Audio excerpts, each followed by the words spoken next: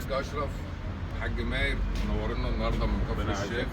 ناس محترمه وشرفونا النهارده في مكاننا وفي مكانهم، وان شاء الله يبقى وشهم خير علينا ووشنا خير علينا.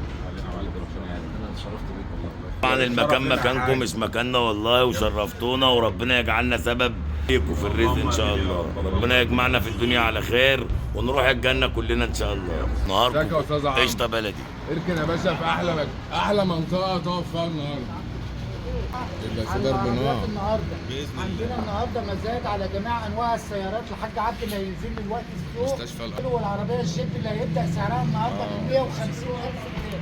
لازم نضرب اسعار السوق يا جماعه. هي 480 ودي فاتحه كمان يا جماعه 485 2002.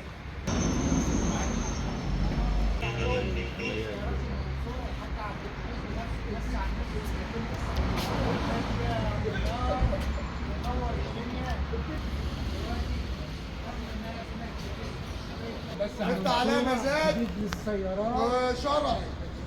صباح الفل يا ديك. اتكلم يا ديك. الفرخه دي مش ليه؟ هجيب لك بربره، يعني هجيب لك بربره.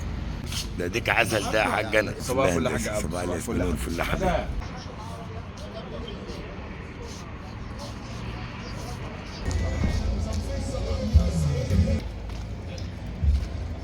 انت في النقل ايه؟ هو الحاج منصور شوف اللي ظروفه ايه؟ ده انت اللي عامل لي فيها الحاج الناس بتكلمني والنبي انا عايز اشتري عربيه يا ابني من الحاج عبده. اشمعنى بقى من الحاج عبده يعني؟ مفاجئين الحاج عنده. عبده غبور.